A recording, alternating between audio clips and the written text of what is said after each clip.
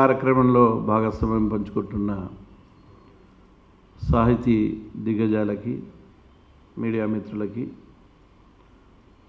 ఆయనంపూడి శ్రీలక్ష్మి గారి కుటుంబ సభ్యులు, వారి భర్త ఎదురుగా కూర్చున్నారు.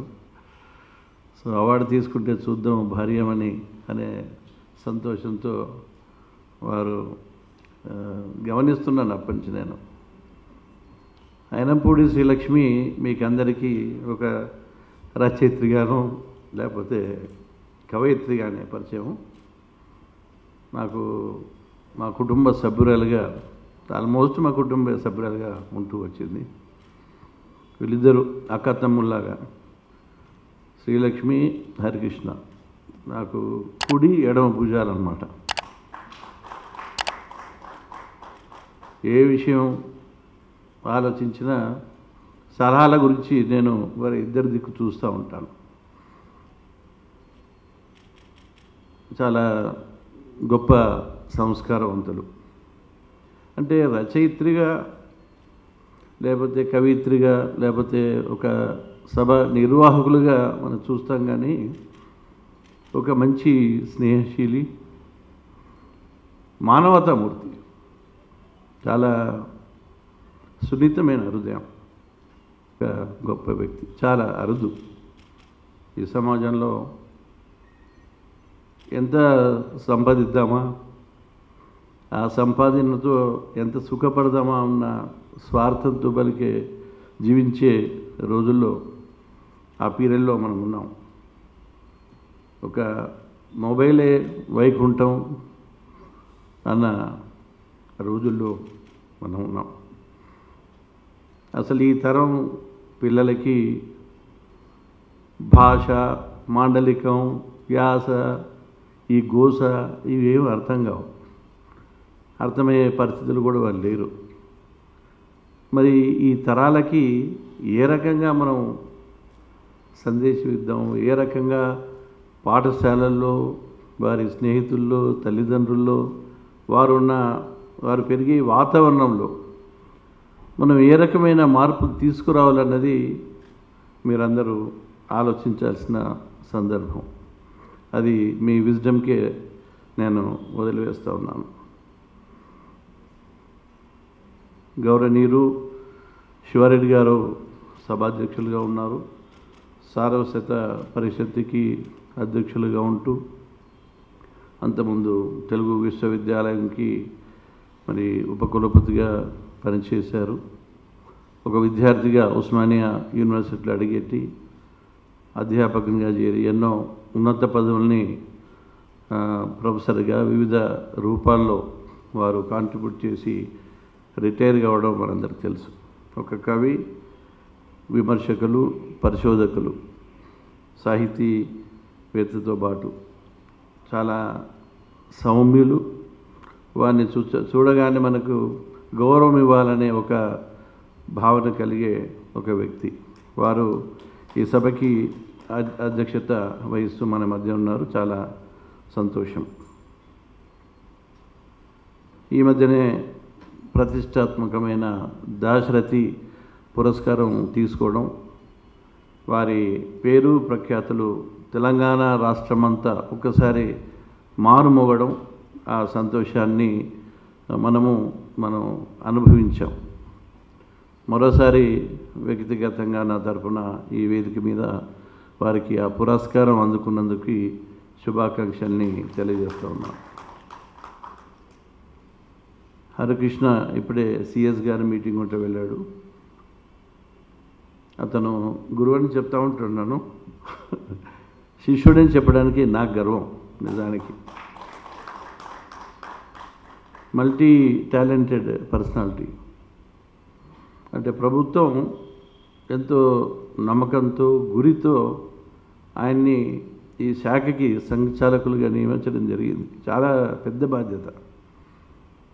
ప్రభుత్వం యొక్క ఎక్స్పెక్టేషన్కి ఎన్నో రెట్లు తన యొక్క ప్రతిభని, ఇన్నోవేషన్ని, వినూత్నమైన ఆలోచనతో తెలంగాణ కళల్ని, తెలంగాణ భాషని, యాసని, మన సంస్కృతిని ఎన్నో రకాలుగా ముందుకు తీసుకెళ్లే ప్రయత్నం చాలా అలా సీరియస్గా చేస్తూ ఉంటారు. ప్రతిరోజు చాలా కష్టజీవి.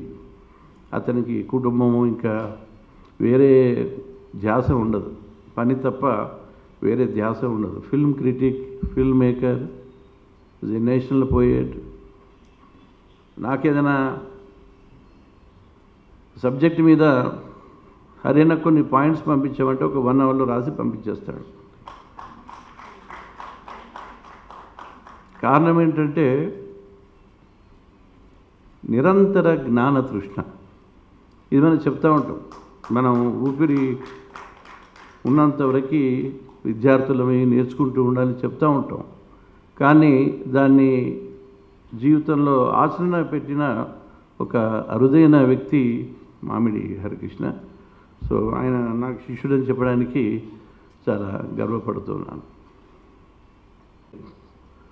కూతురే కాకుండా వారి యొక్క ఒక రకంగా చెప్పాలంటే వంశ చరిత్రని పరివ్యాప్తం చేయడానికి ఎంతో కృషి చేస్తూ ముందడుగు వేస్తూ ఉన్నారు. మనందరి తరఫున వారికి ఈ కృషిలో చేదోడు వాదోడుగా ఉంటామని అభినందనల్ని తెలియజేద్దాం. పరిషత్ తరఫున ప్రధాన కార్యదర్శి డాక్టర్ చెన్నయ్య గారు ఉన్నారు. వారు చాలా కాలం రేడియో అనౌన్సర్గా ఉంటూ వారి గొంతు మనందరికీ పరిచయం. రేడియో అనౌన్స్గా కనీసం ఒక 20-25 సంవత్సరాల పాటు ఆయన రేడియో అనౌన్స్గా ఉన్నారనుకుంటాను. పరిషత్తు భారాన్ని తన భుజస్కంధాల మీద వేసుకొని కృషి చేస్తూ ఉన్నారు. ట్రెజరర్గా ఉన్న రామారావు గారు కూడా ఈ సభలో మనతో పాటు ఉన్నారు.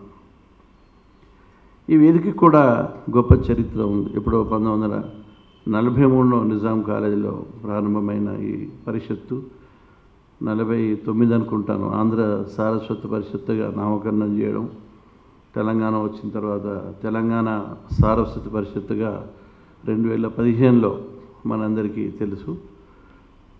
దేవరపల్లి రావు తన యొక్క ఎంపీ ల్యాడ్ నిధుల్ని జోడించి దీని అభివృద్ధికి పాటుపడుతూనే ఎన్నో విలక్షణమైన కార్యక్రమాలని వారు చేపట్టడం మనందరికీ తెలుసు.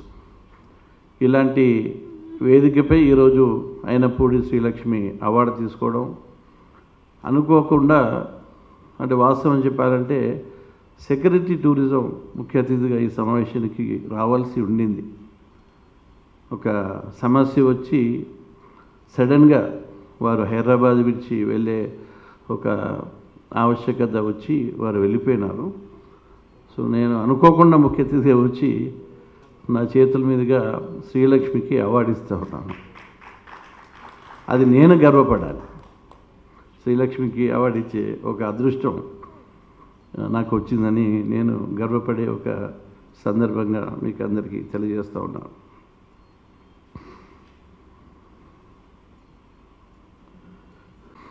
తెలంగాణ ఒక మాటలో చెప్పాలంటే తెలంగాణ సాహిత్యంలో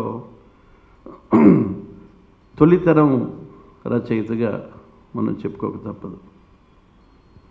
కోటి ఉమెన్స్ కాలేజీలో ఒక లెక్చరర్గా చేరడం, ఉస్మానియా ప్రొఫెసర్గా వెళ్ళడం, అధికార భాషా సంఘానికి అధ్యక్షులుగా ఉండడం, ఇవన్నీ మనం గమనించాం. అన్నిటికంటే ప్రధానమైనది ఏంటంటే ఏదో పాఠశాల స్థాయిలో చదువుకుంట ఒక అమ్మాయి గ్రాడ్యుయేషన్ చేసి MA Telugu, MA Sanskrit delete చేయడం అంటే చదువు అంటే ఎంతో కమిట్మెంట్ ఉంటే కానీ అది సాధ్యపడదు. చాలా ప్రతిభావంతురాలు. సో వారి పేరు మీదుగా పురస్కారం వారి యొక్క పిల్లలు ఆలోచించడం ఇది చాలా గొప్ప విషయంగా నేను భావిస్తూ ఉన్నాను. కానీ ఆ రోజుల్లో 100% తెలంగాణ తత్వం ఉండడం చాలా గొప్ప విషయం. మనం తెలంగాణ కళలు, సంస్కృతి, తెలంగాణ భాష, యాస అనేది తెలంగాణ ఉద్యమంలోనూ తెలంగాణ రాష్ట్రం వచ్చిన తర్వాత మనం మాట్లాడుతూ ఉన్నాం. ఇప్పుడు గౌరవం ఇస్తూ ఉన్నాం. కానీ ఆ రోజుల్లో అసలు తెలంగాణ రాష్ట్రం అనే ఒక చర్చ లేని కాలంలో తెలంగాణ మాండలికాన్ని అంత లోతుగా అధ్యయనం చేసి పైకి తీసుకురావడం అనేది చాలా గొప్ప విషయం. ఇందులో వారి ప్రసంగాలు ఎప్పుడో కాలేజీలో చదువుతున్న రోజులు వినేవాళ్ళం.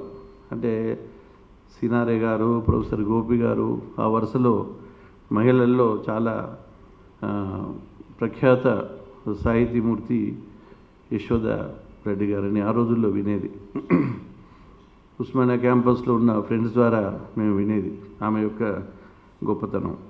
ఈ చమకథలు ఇప్పటికీ మరి తెలంగాణ సాహితీ ప్రపంచంలో ఇంకా సుగంధాల్ని వెరజల్లుతూ ఉండడం మనం గమనిస్తున్నాం. ఆమె కవయిత్రి, ఒక కథా రచయిత్రి, విమర్శకురాలు, అనువాదకురాలు, పరిశోధకురాలు, ఉత్తమ వక్త, బహు భాషావేత్త. ఎందుకంటే తెలుగు, కన్నడ, హిందీ, ఉర్దూ, జర్మనీలో డిప్లొమా చేశారు. చాలా ఆశ్చర్యం వేస్తుంది ఆమెకున్న అటాచ్మెంట్, భాష పట్ల ఉన్న అటాచ్మెంట్. ఇన్ని భాషల్లో మంచి వక్తృత్వం కల ఒక మహిళగా ఆ రోజు ఆమె పేరు పొందడం, ఒక విదుషీమణిగా మనం చెప్పుకుంటూ ఉంటాం. మరి ఆమె భర్త ఒక పాఠశాలలో ఆమె వేదిక మీద ఉండే ఆమె ఒక వక్తృత్వం, ఆమె యొక్క స్పీచ్ విని ఇంప్రెస్ అయ్యి లవ్ మ్యారేజ్ చేసుకున్నారట అప్పుడు ఉన్న పిటి రెడ్డి గారు. నేను కరీంనగర్ జిల్లా కలెక్టర్గా పనిచేశాను. అక్కడ మానకొండూరు మండలంలో అన్నారం అనే ఒక గ్రామానికి సంబంధించిన చిత్రకారుడు. అప్పుడు ఆయన మళ్ళీ లాహోర్ వెళ్ళి ఇక్కడ తిరిగి చాలా పేరు పొందిన చిత్రకారులు. సో ఆయన ఆమె యొక్క ప్రతిభను మెచ్చి ప్రేమ పెళ్లి చేసుకున్నారు. చాలా గొప్ప విషయం. సో అలాంటి వ్యక్తి పేరు మీదుగా ఈరోజు మరి నా సహోదరి అయినంపూడి శ్రీలక్ష్మి అవార్డు తీసుకోవడం నాకు నిజంగా చాలా సంతోషకరంగా ఉంది. చాలా వ్యాసాలు లేకపోతే పుస్తకాలు ఎన్నో ప్రచురించారు. ఇంకోళ్ళు రాసిన వ్యాసాలు కానీ కథలు కానీ కూడా ప్రచురిస్తూ ఉంటారు. అక్షరయాన గురించి హరికృష్ణ చెప్పాడు. నాకు ఈ అక్షరయాన్ అనే ఉద్యమానికి ఒక ఉద్యమనే చెప్పొచ్చు. ఎందుకంటే ఒక 500 మందితో విమెన్ రైటర్స్ ఫోరాన్ని ఏర్పాటు చేయడం. ఇప్పుడు 500 ఎంత అయిందో మరి, 800 దాటిందో, 1000 వరకు పోయి ఉంటుంది. సో ఆమె ఒక్క ఉత్తరం కాగానే లేకపోతే ఒక SMS ఇవ్వగానే అంతమంది ఒక్క వేదిక మీదకి వచ్చేస్తారు. అది అంత సులభం కాదు. అంటే ఆమె యొక్క స్నేహశీలత్వం, అందుకోసం స్నేహశీల అన్నాను. సో ఏ రకంగా ఆమె ఎదుటి వ్యక్తితో ఉంటారనేది చాలా ముఖ్యం. అంటే అందరినీ గౌరవిస్తారు, ప్రేమిస్తారు, ఎంతో మమకారాలు చూపిస్తారు. కాబట్టి వారందరూ ఆమె చుట్టూ బెల్లం చుట్టూ లాగా. అయితే ఈ అక్షరాన్ కార్యక్రమంలో ఒక 2 ఇనిషియేటివ్స్, అంటే ఆమె యొక్క ఇన్నోవేటివ్నెస్ గురించి చెప్పాను. నేను ఏబిసాక్స్ ప్రాజెక్ట్ డైరెక్టర్గా ఉన్నప్పుడు ఒకసారి మనం ఒక కొత్త కార్యక్రమం చేద్దాం సార్, నాకు అక్షరయాన్ ఉంది, ఆ స్ట్రెంత్ నాకు ఉంది కాబట్టి ఏం చేద్దామమ్మా అని అడిగాను. ఈ HIV సమస్య చాలా సంక్లిష్టమైన సమస్య. అంటే ఎవరికి పోయి విద్యార్థులకు చెప్పాలన్నా, ప్రజల్లోకి వెళ్ళి చెప్పాలన్నా చాలా సున్నితమైన అంశం. అసలు చెప్పడానికి దాని గురించి మాట్లాడడానికి కూడా మనం హెసిటేట్ చేస్తాం. సో అలాంటి సమస్యని మనము వీరి చేత కథలు కానీ లేకపోతే పద్యాలు కానీ రాయిద్దాము. సో మేమిద్దరం చర్చించుకున్నాం. ఏంటంటే ముందు ఒక దగ్గర అందరినీ గ్యాదర్ చేసి ఒక కార్యక్రమం ఏర్పాటు చేద్దాము. చేసిన తర్వాత ఈ HIV సమస్య మీద మనం ఒక అవగాహన కార్యక్రమం, దాంట్లో ఇంపార్టెంట్ స్టేక్ హోల్డర్స్, దాంట్లో సెక్స్ వర్కర్స్, ప్రెగ్నెంట్ ఉమెన్, గర్భిణీ స్త్రీలు ఎవరైతే HIV పాజిటివ్ ఉన్నారో వాళ్ళ సమస్యలు, ఇట్లాంటి అంటే ఒక హ్యూమన్ టచ్ ఉన్న ఒక కార్యక్రమాన్ని ఏర్పాటు చేసి వారందరితోని మాట్లాడించి అందరూ ఏడ్చారు దానికి. కవిత్వ సాహిత్య ప్రభను చూపించిన తర్వాత అవన్నీ మళ్ళీ మేము జడ్జిల్ని పెట్టి ఎవాల్యుయేట్ చేసి వాళ్ళకి సెలెక్టెడ్ ఏదైతే కథలు, పోయమ్స్ ఇట్లాంటివి ఉన్నాయో అవన్నిటినీ పుస్తకాల రూపంలో నేను తెచ్చినా ఇక్కడికి తెలియదా 2 పుస్తకాల రూపంలో మేము ప్రింట్ చేయడం జరిగింది. అంటే మ్యాసివ్ ఎఫర్ట్. ఆ పుస్తకాలను చూస్తే మీకు అర్థమవుతుంది.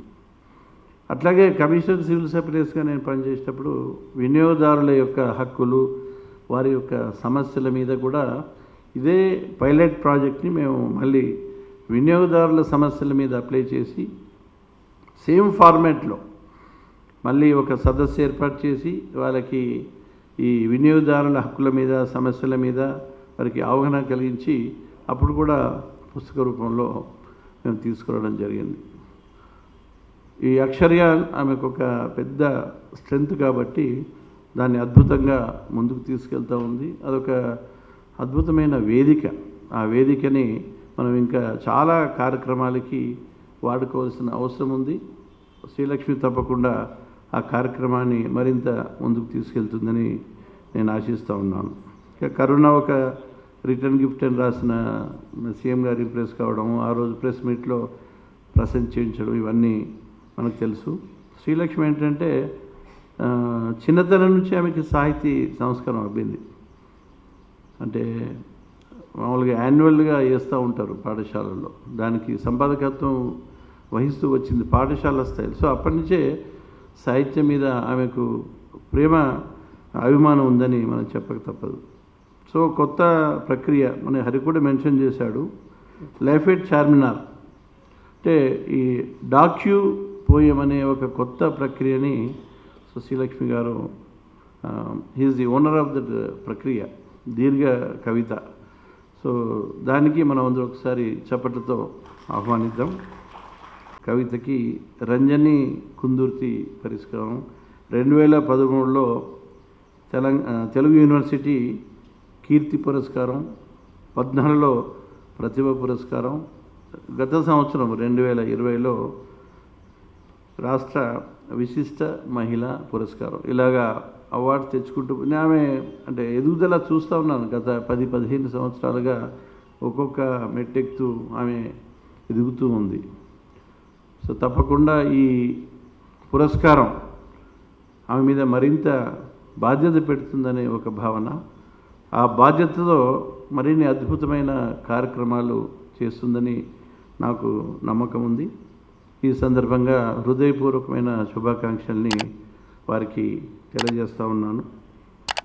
ఈ అవార్డు కార్యక్రమాన్ని ఏర్పాటు చేసిన సారస్వత పరిషత్ అధ్యక్షుల వారికి, వారి టీంకి నేను కృతజ్ఞతల్ని తెలియజేస్తూ సెలవు తీసుకుంటా ఉన్నాను. Thank you.